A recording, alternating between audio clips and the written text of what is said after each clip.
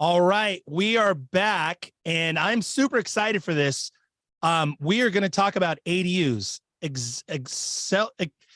auxiliary dwelling units.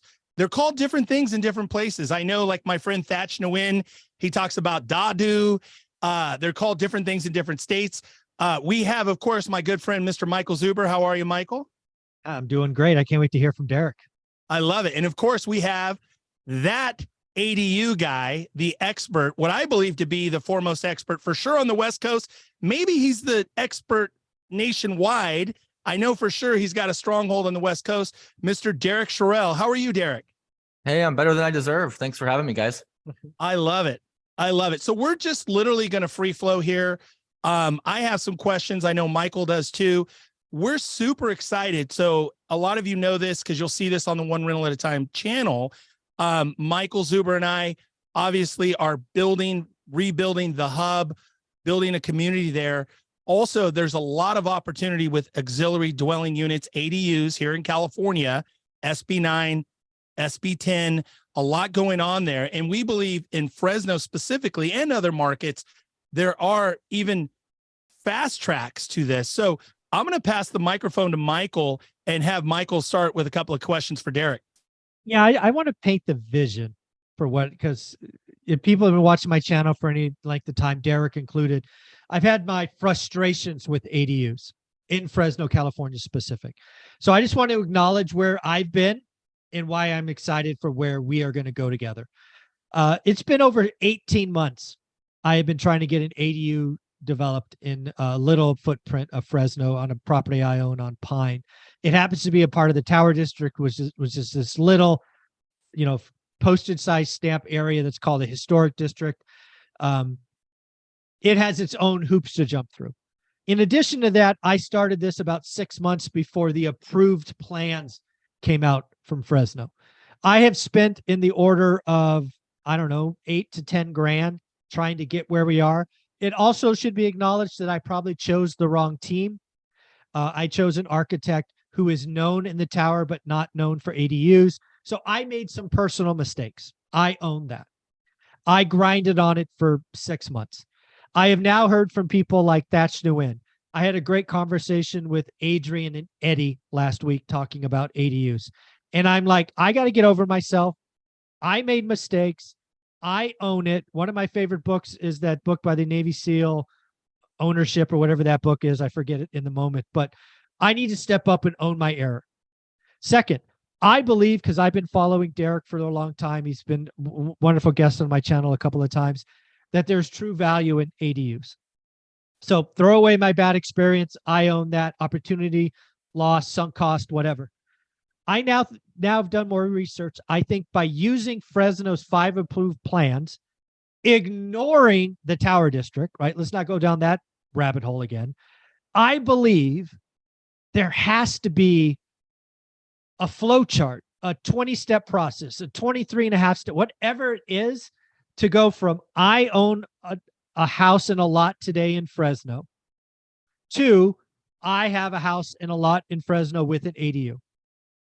Derek is proving this all the time. In fact, I think he has a 90-day challenge on his channel right now, and on his Instagram, he's document this. I want to go through this in Fresno. I want to document. We'll get 18 of the 23 steps the first time, and then we'll figure out the next 2 next time. It'll get better with repetition. But in a market today where there is very little affordable housing, where it is hard to do one rental at a time, I believe for at least the next year and possibly 2 years, the way we're going to produce cash flow and create value in Fresno, the market that I look at every day, is to find the right house on the right lot and go through this process and have an ADU built in 4 months, 5 months. So that is my belief. I want to document this. I want to get it as part of the hub. My dream for the hub is you can go there, work with an agent.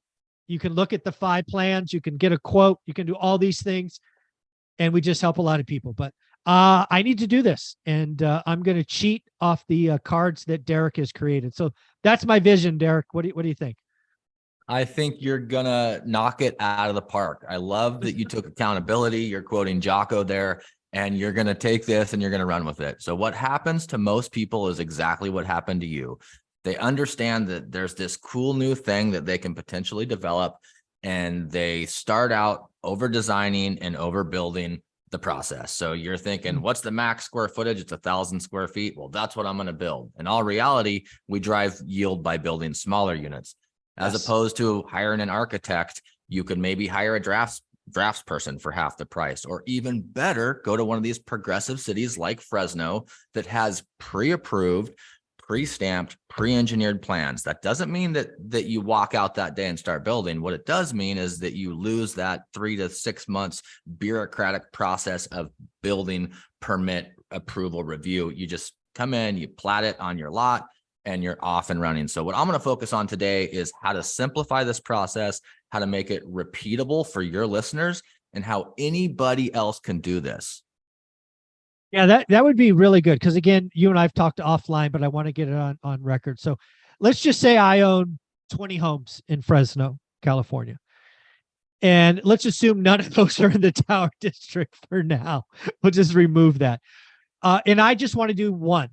What are some characteristics of properties that I have and I own today that I should look at and say, hey, that one's probably a good one? Is it lot size? Is it corner lots? Is it alley access? Is it setbacks? What are some things that I should be looking at in my portfolio to say, hey, let's try that one first? Yeah. We need to put "and" there. What we're doing right now is what every investor does. They start thinking of physical properties. They start thinking of addresses. They start thinking of layout, sides of town, and that's completely wrong.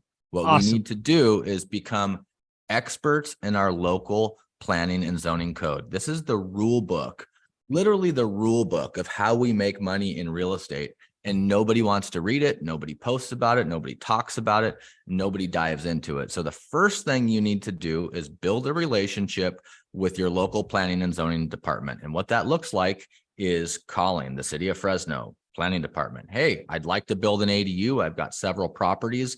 In what zones am I most likely to achieve this goal? So a lot of people look at the property and they don't look at the overlying zoning. Is it in a commercial area? Is it in a historic district?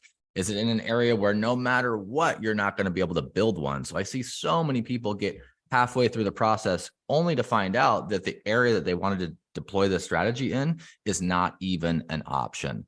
So the first thing is going to be to verify with your planning and zoning office if you can do this property here. If you own a project, you're already kind of shoehorned into that exact address. But if you're searching for properties, it's a slam dunk. One of the tricks I like to teach people is go into your planning and zoning office with a zoning map and ask the planner to circle every area on that map where you can deploy this strategy. Then you have literally a treasure map of where you're going to go hunting. After that, what we're looking for is some of the things you talked about. We're looking for corner lots. Those are nice. A lot of times we can get an additional curb cut. I really prefer alley access because most times we can, without dividing that lot, and we'll talk about that as we get into SB9 stuff, but without dividing that lot, you can divide it with a fence, not a physical lot division, but with the fence, your tenants access off of each side, and they don't even know they're on the same tax lot. So that's a good one. I really like flat lots. You don't have as much of a problem with that in Central California as we do here, up in more of the Pacific Northwest like terrain, but flat lots, I like good infrastructure. So I'm not looking for smoking deals to do this strategy on. I'm looking for 1970s and newer, where I know it's going to have a plastic sewer line. It's going to have good plumbing. I'm not going to have to upgrade the electrical panel. So I'm paying extra for infrastructure, location, alley access, flat lot, in a really good space. So to backpedal all the way back to the beginning of your question, you've got 20 properties. Where does it work? I would start with, in what zone is it going to be easiest to deploy this? Where is the city going to give you approval the fastest? And there's no better way to build trust with your local officials than be honest with them with your strategy. Ask their opinion. Hey, where would you build an ADU if you own these 20 properties? Where do you think it will most impact the city for needed workforce housing? And then when they tell you the address, your process is going to go so much smoother because they're vested in your project. I like it. I love that idea of a treasure map. Again, these are all things that I hope come out of me scraping my knees and elbows through this the first time.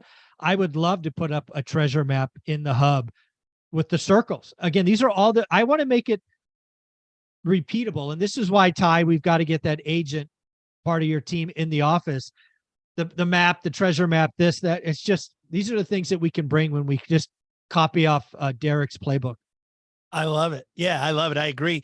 So Derek, what about, so as an example, cities, Fresno being one of them, but I've also heard this in other municipalities where they're rolling out pre-approved plans or like conceptual. What does that really mean? What are those, like the 5 plans that you can do in this city that are quote unquote pre-approved? What does that actually mean? So that would actually boil down to a physical set of blueprints.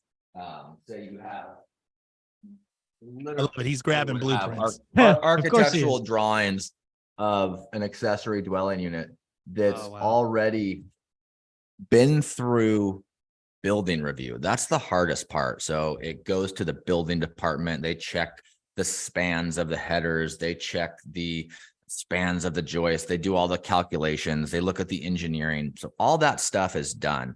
And it's also the step that you pay for. So if you were going to go to an architect and say, hey, design me a 600 square foot, 1 bedroom, 1 bath, that's approximately 20 by 30 of a footprint, you're paying them to design that. And then they send it back to you when it's 50% and say, do you like where the windows are? Do you like the opening of this closet? Would you like to move it? And what happens is people just get way wrapped up in decision fatigue, and then they spend more money. It's like talking back and forth with your lawyer. When does it end? And it just keeps going up and up and up in price. So if you're not super picky, you're not designing your custom jewel box that you're going to live in forever. This is just a good yield producing needed infill housing unit. We can stay kind of basic. So the city of Fresno has 5 plans, and they're in different sizes and different configurations. So you might want a 1 bedroom, 1 bath. You might want a 2-story. You might want a unit that you could put a garage on. So the idea of having multiple sets is that you have a few choices.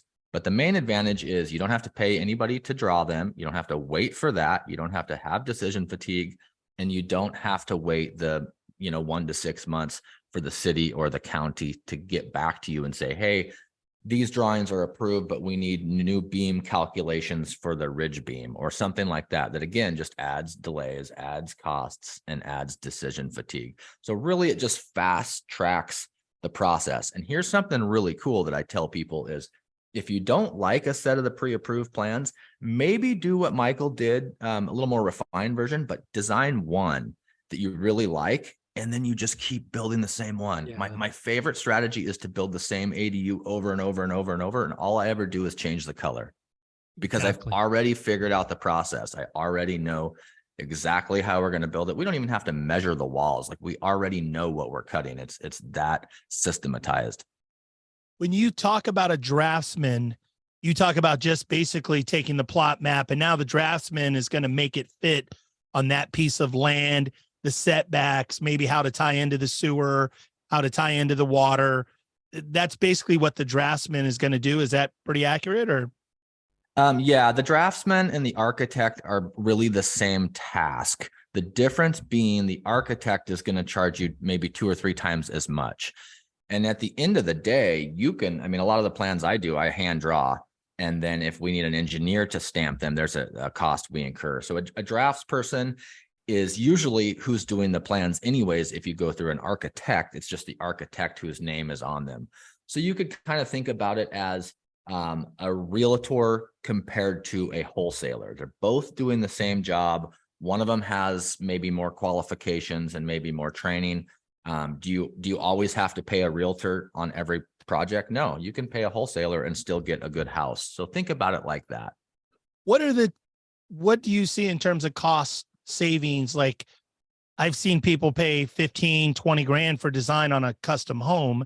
Mm-hmm. What do you see the cost savings in the way that you just described for the, like, what is a reasonable expectation to do it in a thrifty, in a wise way to make high yield? Your thoughts there on planning, on the plan. Yeah, I'll break it down. So an architect, white glove service, $10,000 to $15,000. They're going to design it with you. You're going to get everything you want. They're going to do the site plan. They're going to have their in-house engineer stamp it, and they're going to walk it all the way through the city and call you when the plans are ready to pick up. That's the Cadillac version. The step down version would be to hire somebody who's a drafts person who can help you.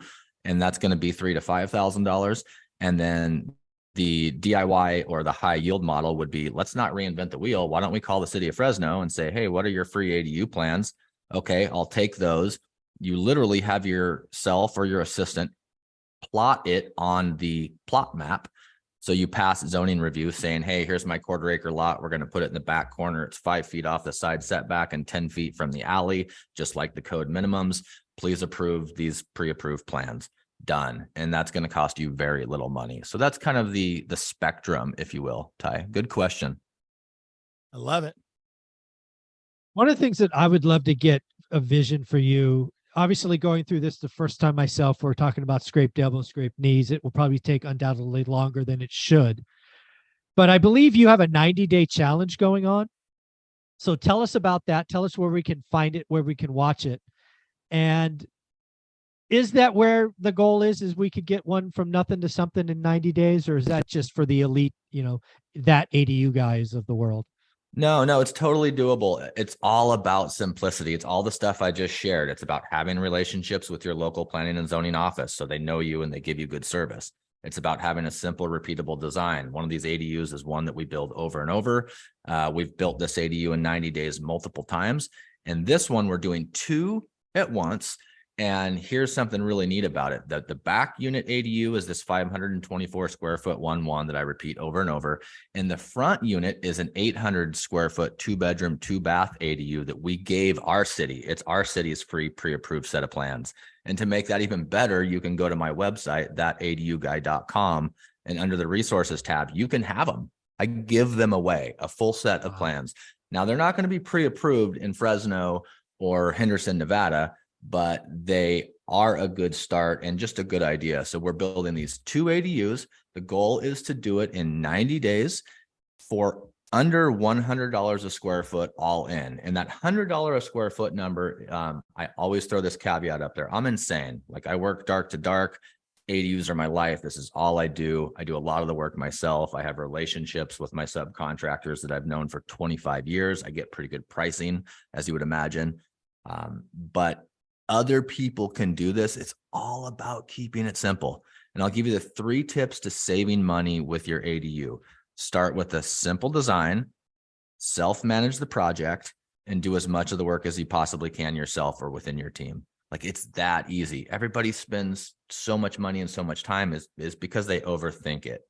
So anybody can do this. You can follow along on the YouTube channel, That ADU Guy. I'm also active on Instagram. I'm That ADU Guy there as well, where we're just giving this away. We're sharing it. I talk about my subcontractor pricing. I talk about costs of materials as they're coming in. We're literally 24 days into this project right now, and we're putting a roof on it. I've released the first 3 videos every Saturday or Sunday. I'm putting a video out. So follow along if you want to learn there. All the stuff that people pay me for, all the information people want to pay me for, it's all free. You just got to go invest the time. You know what we have to do now, right? We have to watch this and ultimately in a couple of years be where he's at. That's what I envision for the hub, at least for Fresno. This is what he's doing right now. I hope we get the team together at the hub, contractors, agents, banks, insurance, design, and we just rinse and repeat. We don't question it. We just move on and help people add wealth. That's what I'm trying to do. Yeah, you guys are so lucky in Fresno. The planning department there is so hungry for ADUs. I talked to him about 4 months ago. I spent some time investing in that office. And one of the planners told me they couldn't believe how few of people have taken advantage of this awesome code within that city. Like, very few people are doing it. And it's such a good opportunity to add more affordable housing, more housing for our workforce. I think you guys are going to kill it down there. You just got to get off the ground, and you've really got to focus on it and make it. I mean, that's why I've been so successful in this niche, is because I'm one-minded. I've never done anything else. No manufactured home parks, no strip malls. I've never sold a house. I've never flipped a house. I just build these ADUs and keep them. If somebody focuses and puts their head down, they're gonna turn that market on its head in the positive. I love it. That's the goal, Ty. That right I there. love it. We're gonna clip that and make that a short. That's the goal. I love 100%. Let me throw a curveball at you. Every now and then on my Instagram or social feed, I'll see this video like you basically can go online. They make it look really easy.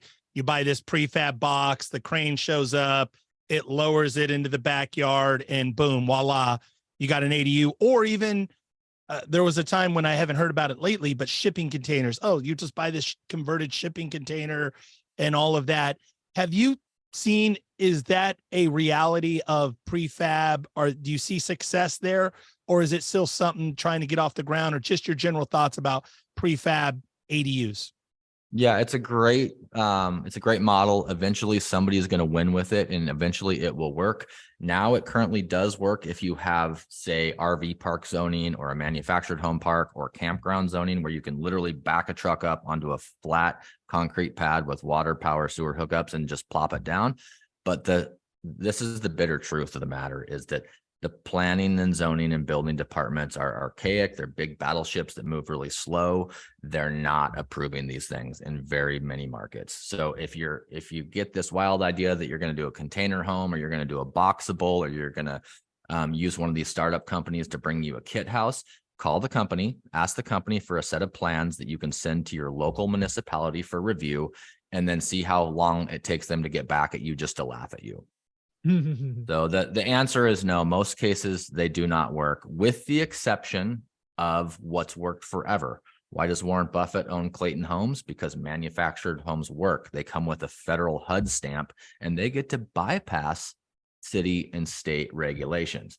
But even if you want to deploy the ADU strategy in Fresno with the 600 square foot Clayton single family, single wide manufactured home, you still have to put it down on a concrete foundation. It still has to be engineered. You still have to do all the site work, bring water, sewer, power, cable, gas out to that unit. That's where most of the expense is anyways. So it's as long as you have a simple design, you can always build on-site more affordable than you can buy. But great question. That comes up a lot. Everybody, I get a call a day that says, I want to buy a $50,000 boxable. They're going to show up and unfold it, just like Elon Musk has. He's going to put them on Mars. And it's like, no, that's not really how it works. Not yet. Eventually, that will be a solution. I do see somebody perfecting it and having enough money to lobby the federal government to get some kind of modular house stamp that they can just come in and circumvent all the city and state regulations. But right now, it's too much of a hang up. 100%. A good friend of mine, Adrian Hernandez, he said this the other day. I thought it was appropriate. He talked about a gold rush, SB9, SB10 here in California. Obviously, my friend Joe D in Las Vegas market, he's very involved with the city of Henderson. Affordable housing is such a thing. Do you see it this way, as an incredible opportunity? Most people don't understand. Thus, like you, if somebody is willing to go all in, this is a huge opportunity. And then also speak to what you said at pre-roll about what's going on in Nevada, and just maybe states that you see that are adopting legislation to ease it and really take this on to provide housing.